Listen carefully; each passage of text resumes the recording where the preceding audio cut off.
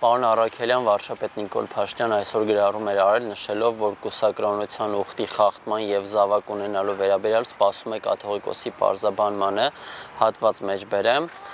լռել նշանակում է համաձայնվել եւ յուրանձը դուրս դնել վեհարանից, ասել ճշմարտությունը նույնպես նշանակում է յուրանձը դուրս դնել վեհարանից, ստել նույնպես նշանակում է յուրանձը դուրս դնել վեհարանից, ինչպես կմեկնաբանեք այս գրառումը։ Դե ես կարծում եմ, որ հանրային մեծ դիսկուրս կա եւ ակնկալիքներ հարցի պատասխանի եւ կարծում եմ, որ ճիշտ կլինի, որպեսզի մայրաթորը այս հարցի հետ կապված հստակ պարզաբանում տա։ Այնուամենայնիվ լուծումը որը պետք է լինի, եկեղեցին պնդում է մի մտեք եկեղեցու գործերի մեջ։ Տեսեք, եկեղեցին որքան էլ ասում են անջատ է պետությունից եւ այլն, բայց եկեղեցին պետք է հաշվետու լինի նաեւ հանրությանը իր հոտին եւ հետեւաբար մի մտեք եկեղեցու գործերի մեջ դա մի քիչ, չգիտեմ, այդ դեպքում նույն հաջողությամբ կարող ենք ասել մի մտեք կառավարության գործերի մեջ, մի մտեք, չգիտեմ, կուսակցությունների գործերի մեջ։ Իհարկե համեմատությունը մի փոքր կարծեք թե կարող է քննադատության ենթարկվել, բայց մեծ առումով այս բոլոր ինստիտուտներն գործ ունեն հանրության հետ եւ ի սկզբանե նախատեսված են, որ ներկայացնում են հանրության շահերը եւ հետեւաբար եւ մեծ առումով հանրությունն է այս ինստիտուտներին ուրեմն այսպես ասենք լեգիտիմության քարտ տալիս զբաղվելու կոնկրետ իր կենսագործության կոնկրետ ոլորտներով եւ հետեւաբար հանրությունը ժողովուրդը տվյալ դեպքում իրավունք ունի հասկանալու եւ տեղեկանալու են ամբողջ գործընթացներից ինչ տեղի են ունենում հայ առաքելական եկեղեցու շրջանակներում ու մասնավորապես խոսքը այստեղ ավելի շատ վերաբերում է հոգեվոր դասին եւ այստեղ շատ կարեւոր հանգամանք է, որքան էլ դա շահարկվում է, պետք է հասկանանք, որ խնդիրը ոչ թե հայ առաքելական եկեղեցու մեջ է որպես ինստիտուտ, խնդիրը այն մարդկանց մեջ է, ովքեր ներկայացնում են հայ առաքելական եկեղեցին, տվյալ դեպքում հատկապես բարձրագույն հոգեվոր այդ դասը կամ նրա ճշող մեծամասնությունը։ Տեսեք, Աջապահյանի, այսպես ասած, հիմնական մեխը իր ասացի այն է, որ չպետք է դուք մտածեք մեզնից ովում հետ կքնի ու դա անձնական դաշտ է, դուք էլ չեք կարող առանց կնոջ մնալ։ Տեսեք, երբ որ մարդը որոշում է կայացնում, որ պետքա ծառայի Աստծուն ու եկեղեցուն, այդ մարդը ուրեմն որոշակի, այսպես ասենք, թե նաև ներքին երթում է տալիս, որպեսզի իսկապես դառնա հոգևորական, իսկապես լինի այն հոգևորականը, ինչը պահանջում է հայ առաքելական եկեղեցին ու քրիստոնեական հավատը։ Եվ հետևաբար, եթե մարդը այդ ուրեմն քրիստոնեական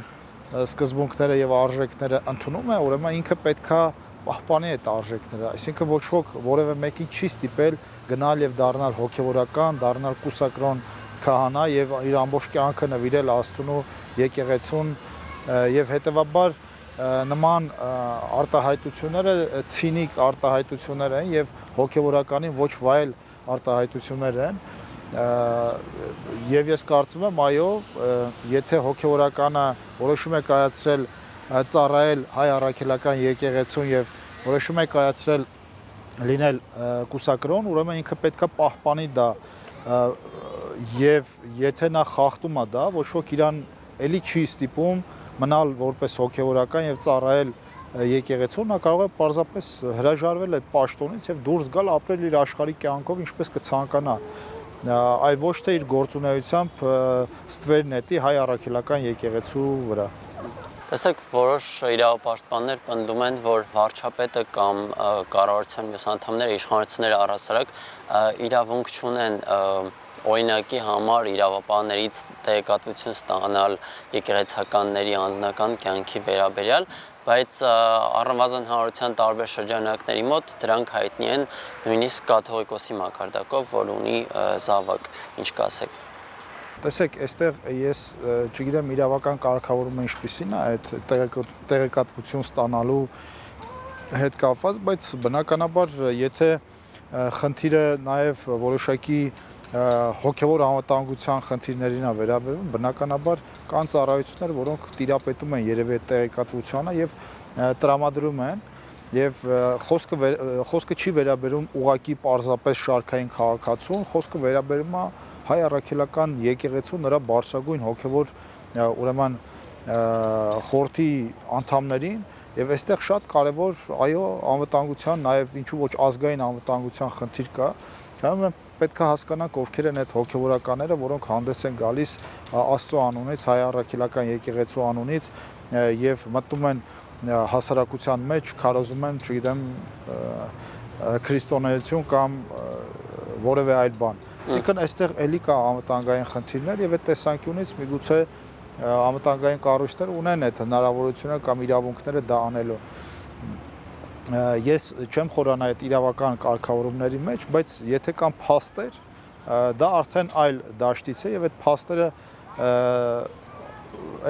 այդ փաստերը եւս մեկ անգամ կարող են կարող են ուրեմն ապացուցել հանրության մեջ արկա այն խոսակցությունները, որ այո այդ մարդկանցից շատերը չնայած նրան որ կուսակրոն են, ունեն զավակներ, ընտանիքներ եւ այլն, քավլիցի նրանք ունեն այդ իրավունքը, բայց նրանք կարող են որպես աշխարհիկ մարդիկ գնալ, ընտանիք կազմել եւ ապրել։ Ես կրկնեմ, այդ մարդիկ ընտրություն են կատարել եւ եկեղեցու առաջ եւ Աստծո առաջ եւ իրենց հոտի առաջ, որ իրանք այս սկզբունքի հոգեվորականներ են եւ եթե նրանք խախտում են այդ սկզբունքը, ապա նրանք նախ եւ առաջ այսինքն ստում են, խաբում են եւ խախտում են Աստծո հայտնի պատվիրաներից առնվազն մեկը, այլ չասած որ խաբում են եւ մոլորեցնում են իրենց հանրությանը, հոտին, հասարակությանը։ Ազգային ժողովի նախագահ Ալեն Սիմոնյանը չէր բացառել, որ սահմանադրությունում հայ առաքելական եկեղեցու վերաբերյալ դրույթը կփոխվի, այն բացառիկ ինքնիշխանություն ունի սահմանադրությամբ, ըստ ձեզ ինչ փոփոխություն պետք է արվի։ Ես անկեղծ ասած չգիտեմ թե ինչի մասին է մանրամասն խոսքը, բայց այն որ այս հարաբերությունները կարգավորման կարիք ունեն, այն որ պետություն եկեղեցի հարաբերությունները խորքային կարգավորման կարիք ունեն, այն որ եկեղեցում այսօր կա ճգնաժամ ինստիտուցիոնալ, չգիտեմ, միգուցե դավանաբանական, միգուցե բարոյական եւ այլն, այդ խնդիրները պետք է լուծեն, իսկ այդ խնդիրների լուծման ուրեմն հիմնական ուղղություններից մեկը դա սահմանադրաիրավական կարգավորումներն են։ Եթե կլինի նախաձեռնություն, եթե կլինի կոնկրետ առաջարկներ, թե ինչ են իրենցից ներկայացնում այդ կարգավորումները, այդ ժամանակ մենք ավելի դետալային եւ առարկայական կկարողանանք քննարկել։ Իսկ այս բանը ոչինչ չեմ կարող ասել, մենք կարող ենք ասել, որ այո, այդ հարաբերությունները ճգնաժամում են եւ դրանք անհրաժեշտ է կարգավորել սահմանադրաիրավական եղանակներով։ Որոշ ժամանակ առաջ եկեղեցիների համաշխարհային խորհրդի համաժողով էր եղել կաթողիկոսի առաջարկությամբ եւ ընդդիմադիրները այդ թվում նաև եկեղեցու հայտարարության մեջ, մայրաթորի հայտարարության մեջ այսպիսի պնդում կա, որ իշխանությունները Ադրբեջանի թելադրանքով է, որ այս արշավը սկսել են ու սա եկեղեցու դեմ է, քանի որ նաև օրինակ այդ համաժողովում Լեռնային Ղարաբաղի մշակութային ժառանգության պահպանության թեմայով էր եղել քննարկում։ Տեսեք, ակնհայտ է, որ ցավալիորեն այդ Լեռնային Ղարաբաղի խնդիրը շահարկում է նաև հայ առաքելական եկեղեցին ու նաև այդ ընդդիմադիրների շրջանակներում, իսկ եթե օրինակ հայ առաքելական եկեղեցին եւ տվյալ դեպքում Գարեգին II այդքան անհանգստացած էին Ղարաբաղի խնդրով եւ այդքան պատվախնդիր էին Ղարաբաղի խնդրով, ապա ես չեմ հասկանում, թե օրինակ ինչ էր անում Գարեգին II-ը Մինսկում, այն երկրի մայրաքաղաքում, ով զինել է Ադրբեջանին ընդդեմ Ղարաբաղի եւ Հայաստանի, ում հետ Հայաստանի հարաբերություններ, ընդ որում այդ երկրի նախագահը խոստովանել է, որ ինքը մասնակցել է այդ քննարկումներին Ադրբեջանի հետ եւ հավանություն է տվել ուրեմն ռազմական ճանապարհով Արցախը բռնագրավելու Ադրբեջանի նախագահի ուրեմն առաջարկներին կամ ցանկություններին եւ դրան զուգահեռ մեծ քանակությամբ զենք եւ զինամթերք է մատակարարել Ադրբեջանում, ընդ որում այդ զենք զինամթերքի հենց ուղիղ դրանք եղել են նաև հարձակողական զենքեր, հեռահար զենքեր, որոնք ուղիղ նշանառությամբ կրակել են նույն այդ Արցախի վրա։ Ահա սա ըստ էության կեղծավորության հերթական դրսևորումն է եւ հենց այստեղ պետքա կարծում եմ հայ առաքելական եկեղեցին տվյալ դեպքում Գարեգին II-ը պատվախնդրություն ցուցաբերեր այդ ուրեմն Բելարուսի նախագահի խոստովանությունից հետո ինքը չպետք է այցելեր Մինսկ եւ այնտեղ չպետք է տեսեք ասում եմ որ առաջին եկեղեցին է կառուցում ես կարծում եմ որ այնտեղ կարող էր որևէ եպիսկոպոս մասնակցել Օսման արարողությանը դա ինչ-որ մի աշխարհացունց իրադարձություն չէր դա ինչ-որ միջին կամ միջինից փոքր մասշտաբի եկեղեցու բացում էր որը ավելի շատ կարծեք թե մատուռ էր հիշեցնում եւ հենց այստեղ է որ պետք է եկեղեցին իրան իսկապես դրսևորեր եւ իր կաթողիկոսի այնտեղ չգնալով այո իր բողոքի ձայնը բարձրացներ հենց Բելարուսի նախագահի նկատմամբ եւ ոչ թե գար Հայաստանում եւ հերթական շոուն կազմակերպել թե իբր անհանգստացած են Արցախի ճակատագրով եւ այլն Տեսեք, ովքեր պնդում են, որ իշխանությունները չպետք է խառնում են եկեղեցու գործերին, շահարկում են սոցիալական հարցման տվյալներ, որ եկեղեցին ավելի բարձր վարկանիշ ունի, քան իշխանությունը։ Առհասարակ որքանով է բարոյական քաղաքական իշխանությանն ու եկեղեցին որպես կառույց նման հարցում անել, որովհետև պարզ է, որ հավատքը միշտ առաջնային է։ Տեսեք, դա հավատքի հետ կապ չունի, երբ խոսքը վերաբերում է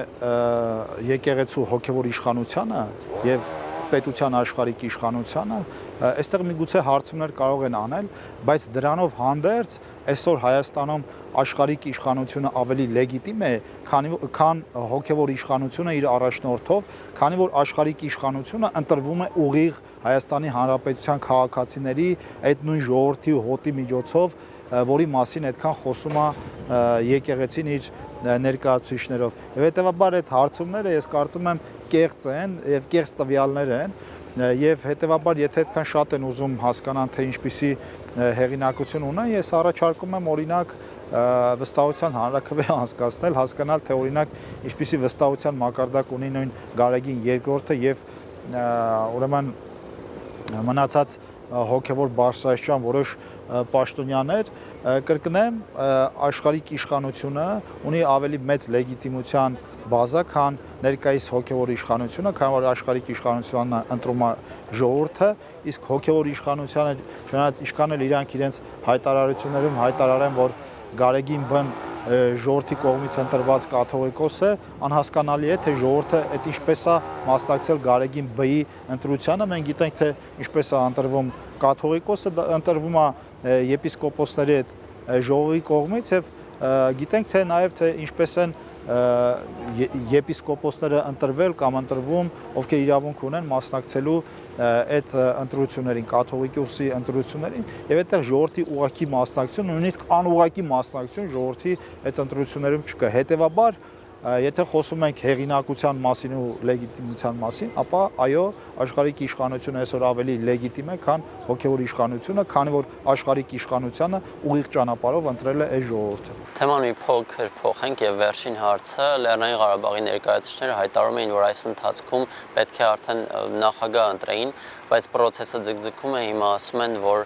նախագահի տեխնացու են, այսպես ասած, փնտրում, ըստ ձեզ ինչու է պայմանավորված։ Գիտեք, այդ անլուրջ զանգվածը, որը այդպես իր անլրջությամբ ու այսպես ասենք անպատասխանատվությամբ ստորագրեց նաև Արցախի լուծարման այդ փաստաթուղթը, իրենք ընդհանրապես իրավունք չունեն Արցախի անունից հանդես գալու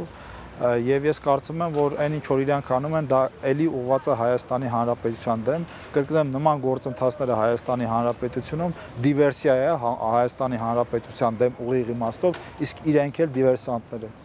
Այսքանը շնորհակալություն։ Ձեզ շնորհակալ։